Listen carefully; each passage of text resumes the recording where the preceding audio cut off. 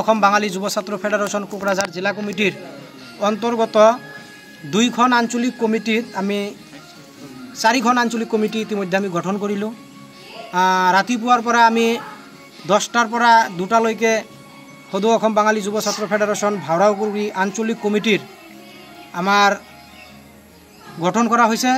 লগতে মহিলা আঞ্চলিক কমিটিও ভাওৰাগুৰিতে গঠন কৰা হৈছে। ভাওৰাগুৰি আঞ্চলিক কমিটিৰ সভাপতি চন্দন সাহা মহাশয় আৰু সাধাৰণ সম্পাদক ৰাজা সাহা মহাশয়ক লগত লৈ 31জনীয়া এক শক্তিশালী আঞ্চলিক কমিটি গঠন কৰা হয়। তাৰ লগতে তাৰ পৰা আহি আমি ইতিমধ্যে টিপকাইত উপস্থিত হলোঁ। আমাৰ সদৌ অসম বাঙালি যুৱ ছাত্ৰ ফেডাৰেশ্যন টিপকাই নৱগঠিত আঞ্চলিক কমিটি ইতিমধ্যে আমাৰ গঠন কৰা হ'ল। আমাৰ এই জেন্টস আঞ্চলিক কমিটিৰ সভাপতি সন্মানীয় প্ৰবীৰ কুমাৰ সাহা মহাশয়ক সভাপতি হিচাপে লোৱা হয় আৰু সাধাৰণ সম্পাদক হিচাপে জয়ন্ত কুমাৰ সাহাক সাধাৰণ সম্পাদক হিচাপক লৈ 31জনীয়া এক শক্তিশালী কমিটি গঠন কৰা হয়। আৰু তাৰ লগতে টিপকাই মহিলা নৱগঠিত আঞ্চলিক সমিতিৰ সভানেত্ৰী জয়শ্ৰী দাসক সভানেত্ৰী হিচাপে লৈ আৰু সম্পাদিকা প্ৰীতি ভট্টাচাৰ্যক লৈ 21জনীয়া এখন আঞ্চলিক কমিটি টিপকাইতো মহিলা গঠন কৰা হয়।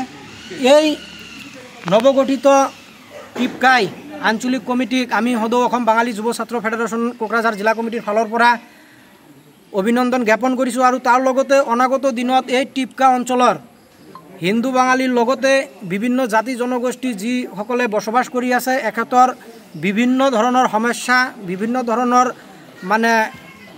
সমস্যা হ'লে এই আঞ্চলিক কমিটিয়ে অনাগত দিনত টিপকাই অঞ্চলৰ ৰাইজৰ হৈ মাত মাতি কাম কৰিব বুলি আমি আজি সদৌ অসম বাঙালি যুৱ ছাত্ৰ ফেডাৰেশ্যন কোকৰাঝাৰ জিলা কমিটিৰ পৰা আশাবাদী।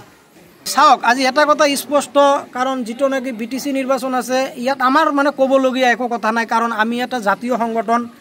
আমি জাতিৰ হকে মাত মাতি আমি কাম কৰোঁ। আমাৰ জাতিৰ যি সমস্যা আছে এইবোৰক লৈ আমি মাত মাতোঁ। কিন্তু BTC নিৰ্বাচনৰ লগত আমাৰ কোনো সম্পৰ্ক নাই, কাৰণ BTC নিৰ্বাচন খেলিব বিভিন্ন ৰাজনীতি দলে, হয় না নহয়? বিভিন্ন ৰাজনীতি দলে বিভিন্ন প্ৰকাৰে একেতে নিৰ্বাচনী প্ৰচাৰ চলাব, কিন্তু নিৰ্বাচনৰ লগত আমাৰ কোনো সম্পৰ্ক নাই। হয়, এটা বস্তু ক'ব পাৰোঁ, আমি যদি BTCৰ বাসী হয় নিৰ্বাচনত কোনখন ৰাজনীতিক দলত নিৰ্বাচিত BTCৰ গাদীত দিলে ভাল হ'ব, এইটো আমি সংগঠনৰ মাজত অনাগত দিনত চিন্তা কৰিম। যোন ৰাজনীতি দলে আমাৰ জাতিৰ হকে মাত মাতিব, আমাৰ জাতিৰ যিবোৰ এই জ্বলন্ত সমস্যা আছে, যেনেকৈ মাটিৰ সমস্যা আছে, তাৰপিছত আমাৰ NRCৰ সমস্যা, ডি ভোটাৰৰ সমস্যা, এনেকুৱা বিভিন্ন ধৰণৰ সমস্যা আছে। এইবোৰ সমস্যাক লৈ যিখন ৰাজনীতি দলে আমাৰ হকে মাত মাতি কাম কৰি দিব, এখেতৰ কথা আমি অনাগত দিনত চিন্তা কৰিম। এইটো ভাবিম আজি পিছত, এতিয়া আমি ইয়াতকৈ আৰু বেছি নকওঁ। মোৰ নাম ইন্দ্ৰজিৎ দেৱনাথ, মই all BTR all Assam Bengali youth student federation Sonowal সমিতিৰ সাধাৰণ সম্পাদক। আজি আমি দিনজোৰা কাৰ্যসূচীৰে আমি প্ৰথমতে ভাওৰাগুৰিত আঞ্চলিক সমিতি আমি গঠন কৰিলোঁ। তাৰপিছত আমি আহি টিপকাইত উপস্থিত হ'লোঁ। ইয়াতো আমি টিপকাই 31জনীয়া এখন আঞ্চলিক সমিতি আমি গঠন কৰিলোঁ, লগতে মহিলা সমিতিও গঠন কৰা হ'ল। গতিকে আমি সদৌ অসম বাঙালি যুৱ ছাত্ৰ ফেডাৰেশ্যনৰ পৰা আমি এইটোৱে ক'ম যে আমাৰ যি ভাওৰাগুৰি আঞ্চলিক সমিতি আৰু টিপকাই আঞ্চলিক সমিতি গঠন কৰা হ'ল, দুটা আঞ্চলিক সমিতিয়ে নিজৰ জাগাৰ যি সমস্যা সেই সমস্যালৈ মাত মাতিব আৰু নিজৰ জনগোষ্ঠীটোৰ লগতে আন জনগোষ্ঠীৰ যিবিলাক মানুহ আছে সিহঁতৰ লগত সমিলভাৱে বসবাস কৰিব আৰু সকলোৰ লগত মিলাপ্ৰীতিভাৱে থাকিব। গতিকে আমি আমাৰ জাতীয় যিবিলাক সমস্যা, যেনেকৈ ধৰক NRC হওক বা ডি ভোটাৰৰ সমস্যাই হওক, আমাৰ মাটিৰ পাট্টাৰ বিষয়ে সমস্যা হওক, এইবিলাক সমস্যা আৰু আমাৰ যিবিলাক জাতীয় সমস্যা আছে সকলো সমস্যা লৈ আমাৰ এই আঞ্চলিক সমিতিয়ে মাত মাতিব, আমাৰ জাতিৰ হকে কাম কৰিব বুলি আমি জোনাল সমিতিৰ পৰা আমি এইটোৱে আশা কৰিছোঁ। ধন্যবাদ।